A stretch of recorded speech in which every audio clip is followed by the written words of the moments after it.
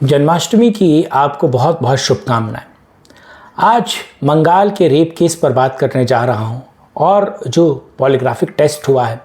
उसमें क्या कुछ निकल कर आ रहा है। वो टेस्ट न केवल उस मेन अभियुक्त का हुआ है जिसने रेप किया है, बल्कि कार मेडिकल कॉलेज के जो सर्वा हैं डायरेक्टर, उनका भी पॉलीग्राफिक टेस्ट हुआ है और उसमें क्या चीज़ें निकल कर महत्वपूर्ण आ रही हैं और क्या कुछ कहा जा रहा है और ख़ास तौर से किस तरीके से सवालों के घेरे में न केवल बंगाल प्रशासन, बंगाल पुलिस, ममता बनर्जी वो अभियुक्त भी है, बल्कि सीबीआई भी अब आ रही है। और पॉलीग्राफिक टेस्ट क्या कुछ कहता है, वीडियो को अंत तक देखिएगा।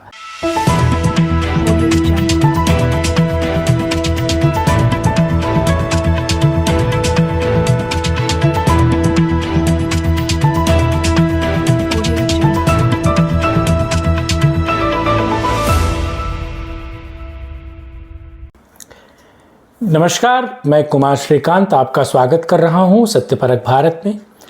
आज बात कोलकाता रेप केस के मुख्य अभियुक्त के, जो मुख्य व्यक्ति है जिसने सारा कुछ काम किया है, जो अभी सीबीआई की गिरफ्त में है, उसके पॉलीग्राफिक टेस्ट को लेकर और किस तरीके से न केवल मुख्य अभियुक्त के बल्कि जो कार हॉस्पिटल है उसके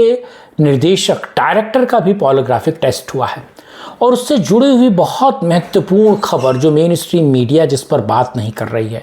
और जो खबरें निकल कर आ रही हैं, जो इनपुट्स कोलकाता से निकल कर आ रही है अलग अलग जगह से, आज उसी पर बात करूंगा और बहुत महत्वपूर्ण सूचना आपको देने जा रहा हूं इस पॉलीग्राफिक टेस्ट को लेकर और क्या कुछ इस पूरे कोलकाता रेप केस पर हुआ है। डे बाय डे जो चीज़ें निकल कर आ रही है उस पर एक महत्वपूर्ण बातचीत आपसे करने जा रहा हूँ। आप लोगों से अनुरोध है कि इस वीडियो को अंत तक देखिए, लाइक कीजिएगा, शेयर कीजिएगा, चैनल को सब्सक्राइब कीजिएगा और अपनी राय, अपनी बात आप ज़रूर कमेंट बॉक्स में रखिएगा और सत्यपरक भारत को सपोर्ट ज़रूर कीजिएगा। कुछ दोस्त हैं मेरे जो सपोर्ट करते हैं फ़ोन पे, पेटीएम और गूगल पे के माध्यम से, उनका बहुत बहुत शुक्रिया। बहरहाल आप समझिए, जो मुख्य अभियुक्त है उसका पॉलीग्राफिक टेस्ट हुआ और ये पॉलीग्राफिक टेस्ट 3 घंटे के आसपास चला। और जो कार मेडिकल हॉस्पिटल के जो मुख्य निर्देशक हैं उनका भी पॉलीग्राफिक टेस्ट हुआ। उनका रेप के केस में तो नहीं हुआ पॉलीग्राफिक टेस्ट, लेकिन जिस तरीके से भ्रष्टाचार के मुद्दे पर हाईकोर्ट ने उस पूरे केस को सीबीआई को दे दिया था और पूरे केस की छानबीन सीबीआई कर रही थी, तो सीबीआई ने भ्रष्टाचार के मामले में लिप्त उस व्यक्ति का टेस्ट इसलिए किया, डायरेक्टर का टेस्ट, क्योंकि बहुत सारी चीज़ें बाहर निकलना बहुत ज़रूरी है। और मुख्य अभियुक्त जिसने रेप किया है उसका भी पॉलीग्राफिक टेस्ट हुआ और आपको पता है ये सब कानून के विधि के अनुसार होता है और पॉलीग्राफिक टेस्ट आपको बेहतर पता है, मैं आपको बताने नहीं जा रहा हूँ और मैं आपका ज्ञानवर्धन नहीं करने जा रहा हूँ, लेकिन आप लोगों को पता है पॉलीग्राफिक टेस्ट सत्यता की जानकारी के लिए, सत्य जानने के लिए और कोर्ट के मातहत, यानी कोर्ट जब आपको निर्देश देता है या किसी भी जांच एजेंसी को जब निर्देश देता है तो सच का सच और झूठ का झूठ करने के लिए पॉलीग्राफिक टेस्ट होता है। पॉलीग्राफिक टेस्ट में बहुत सारी चीज़ें निकल कर आ रही हैं, लेकिन जो चीज़ें दिन प्रतिदिन सोशल मीडिया के माध्यम से निकल कर आ रही हैं या फिर उस लड़की जिसके साथ ये जघन्य अपराध हुआ उसका जो ब्रूटली, मतलब वो शब्द भी बोलने में दिक्कत आती है मुझे, उसके साथ जो कुछ हुआ उसके बाद आप ये समझिए कि जो चीज़ें निकल कर आ रही हैं वो सीधे तौर पर ये इशारा कर रही हैं कि उस लड़की के साथ जो कुछ हुआ उसके पीछे सबसे बड़ा कारण वो मेडिकल कॉलेज है। वहाँ पर उस लड़की का किस तरीके से शारीरिक, मानसिक और शारीरिक शोषण हुआ, किस तरीके से उसको एज ए टूल की तरह इस्तेमाल किया गया, एज ए स्लेव की तरह इस्तेमाल किया गया, ये चीज़ें निकल कर आ रही हैं। उस हॉस्पिटल में किस तरीके से न केवल उसका बल्कि तमाम और लेडीज़ या फिर जो महिला डॉक्टर हैं या फिर जो ट्रेनी डॉक्टर हैं, उसमें मेल और फीमेल की बात ही नहीं, उसमें उनका किस तरीके से शोषण होता और किस तरीके से उनको इस्तेमाल किया जाता है, वो सारी चीज़ें निकल कर आ रही हैं। और वो जो मेन अभियुक्त हैं जो ये चीज़ें कर रहे हैं और वो जो लोग लगातार कार हॉस्पिटल को चला रहे थे और उसमें सीधे न सीधे लिंक्स जो है वो सीधे टीएमसी का जुड़ रहा है, ममता बनर्जी के सरकार के नेता, उनके मंत्री, और किस तरीके से वो भ्रष्टाचार का अड्डा बना हुआ है कोलकाता का वो हॉस्पिटल और जो कुछ हो रहा है। अच्छा, ये अच्छी चीज़ है कि भद्रलोक भी अब ममता बनर्जी के विरोध में खड़ा हुआ है और भद्रलोक, वो जो पूरा बंगाल जलता था तो भद्रलोक आंख मूंद कर बैठे रहते थे, उनको पूरे बंगाल के जलने से कोई मतलब नहीं होता था, लेकिन वो भद्रलोक अब ममता बनर्जी के विरोध में खड़ा हुआ है। ये सबसे अच्छी और उत्तम बात है। लेकिन मैं आपको ये बता दूं कि किस तरीके से कोलकाता में वो जो रेप विक्टिम है, वो जो लड़के जिसकी हत्या हुई, आप ये समझिए पुलिस ने उस पूरे मामले को दबाने की कोशिश की, पुलिस ने उस हत्या को आत्महत्या बनाने की कोशिश की, पुलिस ने सारे एविडेंस को हटाने की कोशिश की, पुलिस ने उस पूरे वाक्य को एक तरीके से वेंडलाइज और वैनिश करने की कोशिश की। जिस बात को सुप्रीम कोर्ट कहता है, जिस बात को सुप्रीम कोर्ट सीधे तौर पर कहता है कि कोलकाता पुलिस ने कैसे इसमें एज अ पार्टी की भूमिका निभाई, यानी कि क्या वो इस पूरे रेप केस को, इस पूरे जघन्य हत्याकांड को या इस पूरे केस को छुपाने की कोशिश कर रही थी? क्या उसको पता है कि किन लोगों ने किया और कैसे किया? और सारे एविडेंस को एक तरीके से वेंडलाइज करने की कोशिश की गई तो कोलकाता पुलिस ने की। ऊपर से समझिए इस पूरे केस में सुप्रीम कोर्ट में जो व्यक्ति इस पूरे केस को डील कर रहा है, मैं बात कर रहा हूँ सिब्बल की, कपिल सिब्बल की। कपिल सिब्बल का विरोध पूरे देश में हो रहा है। कपिल सिब्बल जिस तरीके से दांत निपोरते हैं, हंसते हैं और इस पूरे केस को नॉर्मलाइज करने की कोशिश करते हैं सुप्रीम कोर्ट में और बताने की कोशिश कर रहे हैं कि एक सामान्य घटना है, ये आम घटना है, ये लड़कियों के साथ होती है और ख़ासतौर से बंगाल में ये बिल्कुल नॉर्मलाइज है। और वो बंगाल की नहीं बल्कि अलग राज्यों की रेप की घटनाओं का जिक्र करते हैं कपिल सिब्बल।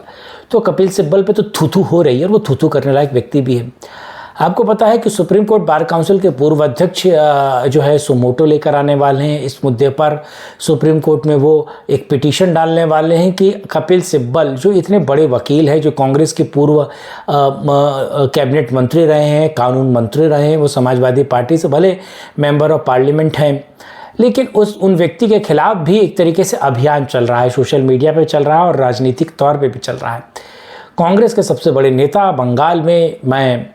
आप ये समझिए वो भी इस चीज़ का विरोध कर रहे हैं कि कपिल सिब्बल आखिर ऐसा कैसे कर सकते हैं। और मैं वो लिस्ट भी आपको बता सकता हूँ जिस लिस्ट में वो तमाम बड़े वकील जो पश्चिम बंगाल सरकार का पक्ष ले रहे हैं सुप्रीम कोर्ट में और थेथराई कर रहे हैं और ये साबित करने की कोशिश कर रहे हैं कि वहाँ पर जो घटना हुई वो सामान्य घटना है और उसमें किसी प्रकार का कोई दूसरा एक तरीके से केस नहीं है। तो ये तो सारी चीज़ें क्लियर कट है कि ये कपिल सिब्बल जानबूझ के कर रहे हैं और कपिल सिब्बल डिफेंड करने की कोशिश कर रहे हैं। लेकिन कपिल सिब्बल जो कही जाए जमीर या जगीरत उनकी मरी हुई है, जमीर तो उनके पास है नहीं, गैरत भी उनके पास है नहीं, इसीलिए वो ऐसे केस की पैरवी कर रहे हैं। मुझे लगता है कोई भी संवेदनशील वकील जो कानून के साथ साथ जिंदा है, जिसकी आत्मा जिंदा और वो जिंदा है, वो मुझे लगता है ऐसे केस की पैरवी नहीं करेगा। अगर मैं स्वयं एक वकील होता, क्योंकि मैं अभी लॉ की पढ़ाई भी कर रहा हूँ, इस मातहत अगर मैं वकील भी होता तो मुझे लगता है कि मैं ऐसे केस को कभी छूता भी नहीं। भले भूखे मर जाता लेकिन ऐसे किसी केस को छूता नहीं। लेकिन जिस केस को कपिल सिब्बल कर रहे हैं, ये सोचिए उस व्यक्ति को बचाने की कोशिश कर रहे हैं, वो पश्चिम बंगाल सरकार को बचाने की कोशिश कर रहे हैं, दोष मुक्त होने की कोशिश कर रहे हैं, पश्चिम बंगाल सरकार को अलग थलग करने की कोशिश कर रहे हैं। जो मुझे लगता है ये मामला बहुत गंभीर है। ये नैतिकता के हिसाब से, वकालत के प्रोफेशन के हिसाब से, हर हिसाब से देखा जाए तो ये मामला बहुत गंभीर है और कपिल सिब्बल ऐसा कर रहे हैं, ये मामला उससे भी गंभीर है। लेकिन जो पॉलीग्राफिक टेस्ट को लेकर चीज़ें निकल कर आ रही हैं वो सीधे तौर पर निकल कर आ रहे हैं कि वो व्यक्ति सीधे तौर पर टीएमसी से जुड़ा हुआ है, उसके तार टीएमसी के टेंटिकल से मिले हुए हैं, यानी कि वो टीएमसी के उस पूरे नेक्सस, उस पूरे कोकस का एक हिस्सा है वो व्यक्ति जिसने ये गैंगरेप किया और ये रेप किया। और इसे गैंगरेप नहीं बता रही सीबीआई भी, इसे मुझे लगता है क्योंकि उसके पास सबूत नहीं है इसलिए वो गैंगरेप नहीं बता सकती है, लेकिन ये सीधे तौर पर गैंगरेप है। और ये इस लड़की को किस तरीके से इस्तेमाल किया गया टीएमसी के कार्यकर्ताओं और उन लोगों ने कैसे रेप किया, जो चीज़ें सोशल मीडिया में निकल कर आ रही हैं। मैं ऐसा नहीं कि मैंने उस केस की छानबीन की है, लेकिन जो सोशल मीडिया में तफ्तीश आ रही है, जो चीज़ें निकल कर आ रही हैं, वो कह रही हैं कि इसमें बहुत बड़ी साजिश है और बहुत एविडेंस को हटाने की कोशिश की गई पुलिस के द्वारा। वो बहुत सारे एविडेंस अभी आप देखिए कि वो अवेलेबल नहीं है, वो सारी एविडेंस गायब हैं, सिरे से गायब है। तो पॉलीग्राफिक टेस्ट क्या खोलता है, ये बड़ा विशाल सवाल है। लेकिन उससे निकल कर क्या आएगा, ये उससे भी बड़ा सवाल है। मुझे लगता है उससे निकल कर कुछ आने वाला नहीं है। लेकिन बहरहाल कोलकाता हाईकोर्ट से जो ये कोलकाता वाले इस केस से, रेप केस से जुड़ी हुई जानकारी मैं लगातार आपको देता रहूँगा। लेकिन सवाल तो यही है कि आखिर कपिल सिब्बल इतनी थेथर क्यों है। ममता बनर्जी तो थेथर है, इसमें कोई दो राय नहीं है, लेकिन क्या सीबीआई के भी हाथ बंधे हुए हैं? सीबीआई के पास सबूत नहीं है, अब सीबीआई जांच नहीं कर पाती। या फिर सीबीआई की जो तमाम एविडेंस उनके पास है वो एनालाइज किया जा चुका है, उसको हटाया जा चुका है, उसको फिनिश किया जा चुका है। सवाल ये उठता है और भद्रलोक जागा है, लेकिन पूरा देश कब ममता सरकार के खिलाफ जागेगा या इस केस के खिलाफ जागेगा, बड़ा सवाल यही है। बहरहाल ये वीडियो आपको कैसा लगा, लाइक शेयर, चैनल को सब्सक्राइब कीजिएगा, कमेंट बॉक्स में अपनी राय रखिएगा, सत्यपरक भारत को सपोर्ट कीजिएगा और अगर आपके सवाल हैं तो कमेंट बॉक्स में ज़रूर पूछिएगा। आज के लिए इतना ही, मिलेंगे किसी और वीडियो में, करेंगे राष्ट्रहित में एक और चर्चा। तब तक के लिए जय हिंद, जय भारत, वंदे मातरम, नमस्कार।